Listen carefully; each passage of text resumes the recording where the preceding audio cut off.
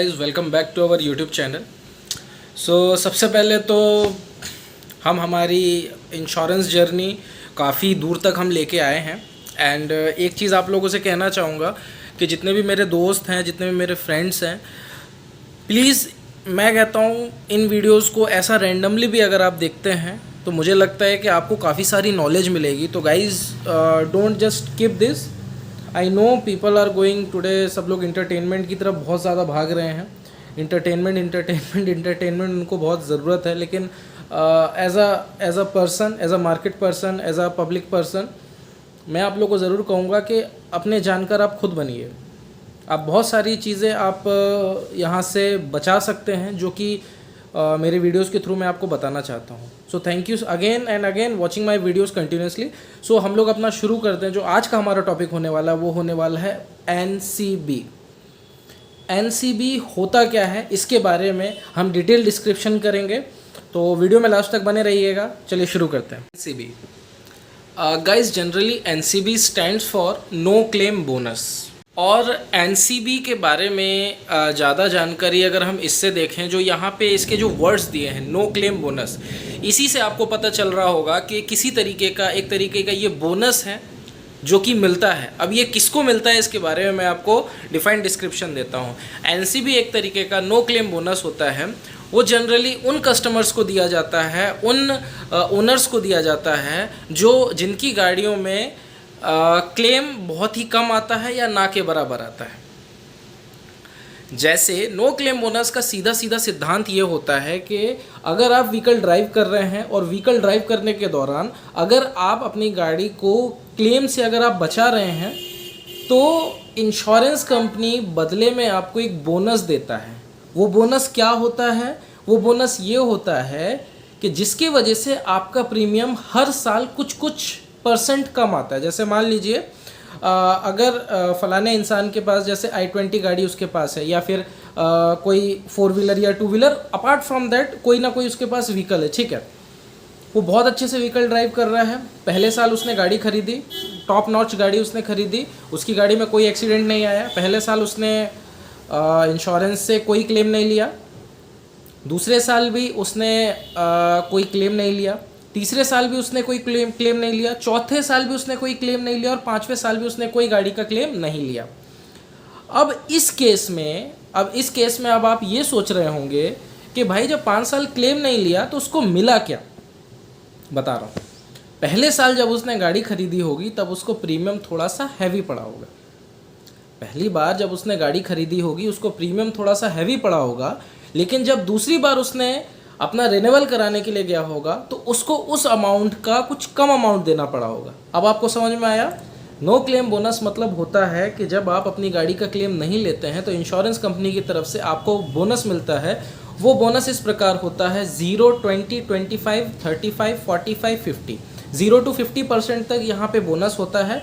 और ये बोनस आपके जो मेन प्रीमियम होता है उसमें हेल्प करता है आपको। जैसे इस साल आपने जो प्रीमियम पे किया वो किया है 15,000। आप अगर अपनी गाड़ी में क्लेम नहीं लेते हैं तो अगले साल हो सकता है कि अगले साल सेम कंपनी से जब आप इंश्योरेंस कराते हैं या फिर कोई डिफरेंट कंपनी से भी अगर आप इंश्योरेंस कराते हैं तो आपको प्रीमियम देना पड़ जाए कितना? 12,000, 13,000। मतलब जो आपने मेन प्रीमियम दिया है उससे तो आपको कम ही इंश्योरेंस का प्रीमियम लगेगा। सो आई थिंक कि आप लोगों को ये चीज़ समझ में आ गई होगी कि NCB stands for no claim bonus. And जो बोनस होता है वो जनरली उन ओनर्स को दिया जाता है जो कि अपनी गाड़ी का कोई क्लेम नहीं लेते हैं। ओके। और दूसरी चीज़ एक बात बताना चाहता हूँ, जैसे बहुत केसेस हमारे मार्केट में ये आते हैं, जैसे मान लीजिए कि when it comes to ownership transfer, जब हम लोग ओनरशिप ट्रांसफ़र की तरफ आते हैं तो होता क्या है कि जो ओनरशिप ट्रांसफ़र होता है, जैसे मान लीजिए मेरे पास कोई 4 व्हीलर व्हीकल है, ठीक है, हाँ है। अगर मैंने 2 साल, 3 साल, 4 साल उस व्हीकल को ड्राइव किया है और उस पे मैंने कोई क्लेम नहीं लिया है तो क्या होगा? इंश्योरेंस की तरफ से मुझे नो क्लेम बोनस मिलेगा और उस बोनस की वजह से मेरा प्रीमियम आएगा कम, ठीक है। चलिए, लेकिन मेरा एक फ्रेंड है जिसका नाम है गौरव, विक्रांत, व्हाटएवर, को किसी को भी आप रख सकते हैं। तो मान लीजिए गौरव अगर मेरे से मेरा व्हीकल परचेस करता है, ठीक है, तो व्हीकल परचेस करने के दौरान अब उसको क्या परेशानी आ सकती है? परेशानी कुछ खास नहीं आएगी, मैं बता देता हूँ क्या परेशानी आएगी। वो ओनरशिप ट्रांसफ़र तो करा लेगा, ओनरशिप ट्रांसफ़र करा लेगा, वो उसका ओनर ट्रांसफ़र हो जाएगा, लेकिन जब वो इंश्योरेंस पेपर ओनरशिप ट्रांसफ़र कराने जाएगा तो उससे पैसा लिया जाएगा। अब आप सोचेंगे किस चीज़ का पैसा लिया जाएगा? अगर मेरे इंश्योरेंस पेपर में 45%, 35%, 50% अगर एनसीबी है तो उस एनसीबी का भुगतान हमारे नए कस्टमर को करना पड़ेगा। अब आपको समझ में आ रहा है? जो एनसीबी है वो आपके पुराने कस्टमर का था, जो नो क्लेम बोनस था वो पवन के नाम पे था, और वो नो क्लेम बोनस आपके न्यू कमर के नाम पे कभी नहीं होगा। तो ये बात हमेशा याद रखें कि जो एनसीबी है वो उसी कस्टमर का था, और वो अगर उस कस्टमर की आप गाड़ी ले रहे हैं तो आपको उतना पे करना पड़ेगा। मतलब अगर आपको गाड़ी चाहिए तो उनका नो क्लेम बोनस उन्हीं को मिलेगा, तो वो आपको पे करके जाना पड़ेगा। सबसे इंटरेस्टिंग टॉपिक, मेरी गाड़ी है और मैंने उस गाड़ी को इंश्योरेंस रिन्यू ही नहीं कराया। ओके, मैंने मेरी गाड़ी का इंश्योरेंस रिन्यू नहीं कराया, या फलाना XYZ पर्सन ने अपनी गाड़ी का इंश्योरेंस रिन्यू नहीं कराया। अब इस केस में क्या होगा कि आपके पास जो समय है उस बोनस को बैलेंस करने का वो होता है 90 डेज़। कितना होता है? 90 दिनों के अंदर अगर आपने अपनी पिछली पॉलिसी को रिन्यू करा लिया तो आपको वो बोनस अगली पॉलिसी में ट्रांसफ़र किया जाता है। लेकिन अगर आपने किसी भी कारणवश 90 डेज से ज़्यादा अगर आपकी पॉलिसी एक्सपायर हो जाती है तो आपको नो क्लेम बोनस नहीं दिया जाता है। जिसके उपरांत क्या होता है कि आपका जो बेसिक प्रीमियम होता है उससे थोड़ा सा ज़्यादा इंश्योरेंस प्रीमियम आता है, और ये जनरली होता है। लोग इंश्योरेंस कराना भूल जाते हैं, या फिर फैमिली में कहीं गए हैं, गाड़ी कहीं लंबी रख दी है तो जिसकी वजह से आप इंश्योरेंस नहीं करा पाते हैं, तो होता उसके बिहाफ में होता ये है कि आपका जो बोनस था वो कंपनी कर देती है कैंसिल, और इसके वजह से आपको आने वाले प्रीमियम जो है उसमें आपको थोड़ा सा ज़्यादा प्रीमियम पे करना पड़ता है। जैसे मैंने प्रीमियम पेड किया, इस साल मैंने प्रीमियम पेड किया लगभग 20,000 रुपये अपनी 4 व्हीलर इंश्योरेंस के लिए, लेकिन किसी वजह से मैंने इंश्योरेंस नहीं करा पाया, या फिर मैं अपने घर चला गया, या फिर मैं किसी कारणवश भूल गया। तो उस केस में क्या होगा मेरे भाइयों कि आपका जो नो क्लेम बोनस है सिर्फ वो 90 डेज़ तक ही मेंटेन रहता है। आपका जो बोनस जो कंपनी ने आपको प्रीमियम जो कम होता है उसके वजह से, और अगर आप उस बोनस को नहीं ले पाते हैं तो फिर आपको जो आपने 20,000 जो प्रीमियम दिया था ना, तो आपको 20,000 की जगह अब आपको 22,000 देना पड़ेगा। रीज़न क्या है? आपकी कोई डिस्काउंट है नहीं। फ्रेश पॉलिसी जब आपकी बनेगी तो हो सकता है उसमें डिस्काउंटिंग उतना ना दे। So that's the point. आज का वीडियो हम यहीं पे समाप्त करते हैं। एक बार हम लोग जल्दी रिकॉल कर लेते कि आज हम लोगों ने क्या क्या सीखा। हम लोगों ने आज सीखा एनसीबी क्या होता है। एनसीबी का जो फुल फॉर्म होता है वो होता है नो क्लेम बोनस, और एनसीबी को अगर आसान भाषा में अगर हम कहें तो ये एक ऐसा बोनस होता है जो कंपनी के द्वारा दिया जाता है उस पर्सन को, उस ओनर को, उस ड्राइवर ओनर को जो अपनी गाड़ी को बहुत ही अच्छे से चलाते हैं, या वो अपनी गाड़ी में कोई भी क्लेम अपनी गाड़ी में नहीं देते हैं। दूसरी चीज़, बोनस इस प्रकार से होते हैं 0 to 20, 20 to 25, 25 to 35, 35 to 45, 45 to 50, बस इतना ही इनका बैरियर होता है। बहुत सारे लोग ये भी सोच रहे होंगे कि अगर सर 5वें साल के बाद भी अगर हमने क्लेम नहीं लिया तो क्या वो 60 जाएगा? नहीं, उसका जो बैरियर है वो 0 to 50% ही रहता है। इसके आगे बस आपका प्रीमियम कम होता जाएगा, लेकिन वो जो परसेंटेज है वो वही रहेगा। जो चौथी चीज़ हमने यहाँ पे सीखी थी कि एनसीबी जब आप ओनरशिप ट्रांसफ़र कराते हैं तो ओनरशिप ट्रांसफ़र कराने के दौरान जो पुराने पर्सन का जो आपका बोनस होता है वो उसी को देने के लिए आपसे वो पैसा लिया जाता है, क्योंकि वो पिछले पर्सन का बोनस था। इस वजह से जैसे मान लीजिए कि मैंने कोई व्हीकल परचेज़ किया है, मैंने 4 साल चलाया, उसमें 35% बोनस था।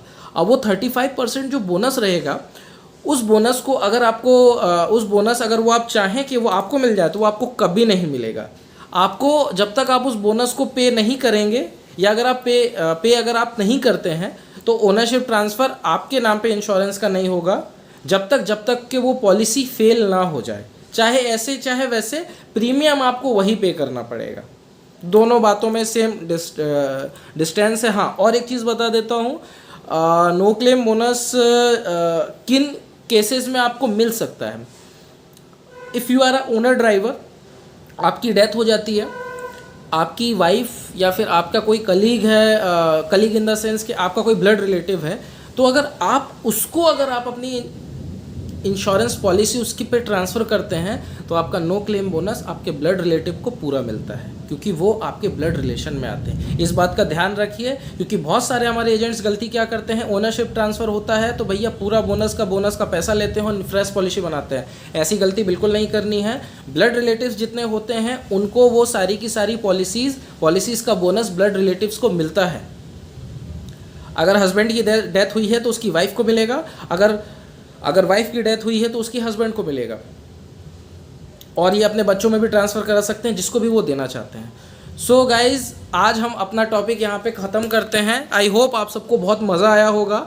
और मेरा जो इंश्योरेंस की जो मैं अपनी सीरीज़ कंटिन्यू कर रहा हूँ गाइज़, मैं आपको एक ही बात बोलूँगा, आई नो थोड़ा सा बोरिंग टॉपिक्स हैं, मैं जानता हूँ, लेकिन देखो गाइज़, स्टार्टिंग में जब हम अपना करियर स्टार्ट कर रहे थे, 0 1 2 3 4 5 6 7 8 9 10 11 12th क्लास हमने पढ़ी थी। मुझे पता है 90% लोगों को पढ़ना बिल्कुल पसंद नहीं आता है, लेकिन फिर भी आप लोग पढ़ते हो। 11 12 तक बहुत सारे लोग घिस के पास होते हैं, मैं खुद बता रहा हूँ, मेरी भी यही हालत रही है। लेकिन गाइस, सच बता रहा हूँ, आज के समय में इंश्योरेंस का ज्ञान होना बहुत ज़रूरी है। मन मार के ही सही, मैं कहता हूँ मन मार के ही सही, पर 10 से 12 या मैं कहता हूँ 6 से 10 मिनट का वीडियो देखना क्यों ज़रूरी है? क्योंकि अगर देखिए, सिंपल सी बात है, 10th 12th तक पढ़ने के बाद आज आपको वो सब कोई बातें याद नहीं होंगी। बहुत ही कम ऐसे ज्ञानी बच्चे होंगे जिनको बहुत सारी बातें याद होंगी। लेकिन मैं ज़रूर कहूँगा कि इंश्योरेंस का ज्ञान लेने की वजह से आप अपने आप को नहीं, आप अपने फैमिली को, अपने रिलेटिव्स को हेल्प कर सकते हैं। मान लीजिए अगर कोई एजेंट आपके साथ गलत कर रहा है या फिर गलत करने की कोशिश कर रहा है, तो उस केस में आप अपने आप को कैसे बचाएंगे? जब ज्ञान ही नहीं रहेगा तो कैसे बचाओगे? सोच के देखो। ज्ञान रहेगा तब ना आप किसी को बचा पाओगे। आज जैसे मान लीजिए, आज बहुत सारे मोस्टली स्टूडेंट्स की जब बाइक रोकी जाती है, कुछ कही जाती है, तो वो सबसे पहला क्या बोलते हैं? आप बाइक नहीं निकाल सकते हैं। मैं लिख के दे रहा हूँ, आधे से ज़्यादा लोगों ने सिर्फ यूट्यूब के वीडियोस देख के वो बोलते हैं कि आप गाड़ी की चाबी नहीं निकाल सकते, और उनको ये कोई आइडिया नहीं है उन लोगों को कि भाई ये किस नियम के तहत, किस फॉर्मूला के तहत आता है, कौन सा नियम है, कौन सा कानून है, क्या है, कुछ नहीं पता।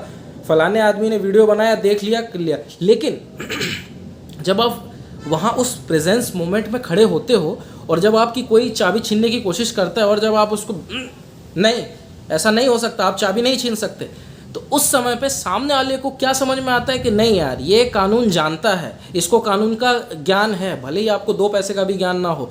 आई एम सॉरी, हम लोग भी उसी कैटेगरी में आते हैं, हम लोग को भी ज़्यादा नॉलेज नहीं है, अपने फील्ड के बारे में ज़्यादा पता है हम लोग को। तो फिर भी सामने वाला थोड़ा सा अपनी डिग्निटी मेंटेन करता है कि नहीं यार, ही हैज़ नॉलेज। और एक बात और बता दूँ, आज के समय में सिर्फ ज्ञान की इज्जत है मार्केट में, सिर्फ ज्ञान की इज्जत है मार्केट में। और अगर आपके पास ज्ञान रहेगा तो आपको कोई बेवकूफ़ नहीं बना सकता। तो मेरा ये वीडियो बनाने का मकसद ये नहीं है कि भाई मैं बहुत ज़्यादा ज्ञानी हूँ। मेरा वीडियो बनाने का मकसद ये है कि अगर मेरे पास किसी सेक्टर का नॉलेज है तो भाई मैं वो आप लोगों के साथ शेयर करना चाहता हूँ। और आप लोग उसको देखिए, दिन भर में 1 GB डेटा हम लोग इधर उधर खर्च करते हैं। अगर 10 मिनट का कोई ज्ञानवर्धक वीडियो देख लोगे मेरे भाई, तो आप ही लोगों के काम आने वाला है, और आप ही लोग थैंक यू बोलोगे लास्ट में कि भाई आपने बहुत मदद की, आपने बहुत अच्छा वीडियो बनाया। सो गाइज़, आज हम लोग NCB का पॉइंट ख़त्म करते हैं यहाँ पे। अगले वीडियो में मिलते हैं, और इस वीडियो को ध्यान से देखिए, अच्छे से देखिए। अगला वीडियो जो हम इसके बाद टेलीकास्ट करेंगे वो वीडियो हमारा होगा क्लेम। ये सबसे इंटरेस्टिंग टॉपिक होने वाला है। क्यों होने वाला है, रीज़न बता दे रहा हूँ। 95% लोग डरते हैं क्लेम लेने से, और अब मैं ऐसा वीडियो बनाने वाला हूँ कि आप लोग जब वीडियो देखोगे ना, आपको मज़ा आने वाला है कि क्लेम इतनी इजीली लिया जा सकता है। हम लोग को लगता था कि भाई क्लेम में बड़ा पछड़ा होता है, ये होता है, वो होता है, लेकिन क्लेम का जो अभी टॉपिक मैं कवर करने वाला हूँ अगले टॉपिक में, आप लोग देख के खुश होने वाले हो कि भाई साहब लिटरली इस बंदे ने कुछ सीखा है अपने इंश्योरेंस सेक्टर से। तो चलिए, यहाँ पे हम अपना वीडियो ख़त्म करते हैं। खुश रहिए, मज़े में रहिए। 2 दिन से मैं देख रहा हूँ, कल भी बारिश हुई थी, आज भी बादल गड़गड़ा रहे हैं, तो बारिश का मज़ा लीजिए। और अगर इस वीडियो में अगर आप लोग यहाँ तक आ चुके हैं तो मैं फिर से कहूँगा गाइज़, आप लोग का प्यार, बहुत आप लोग प्यार दे रहे हो, लेकिन मैं चाहता हूँ कि प्यार थोड़ा सा बढ़ना चाहिए, क्योंकि प्यार बढ़ेगा तभी आप, क्योंकि आपके लाइक और सब्सक्राइब करने से गाइज़ मेरी मेहनत ना, मतलब मुझे ऐसा लगता है कि मैं दिन में और ज़्यादा वीडियोज़ आप लोग तक पहुँचाऊँ। तो चलिए मिलते हैं अगले वीडियो में, तब तक के लिए जय हिंद, जय भारत।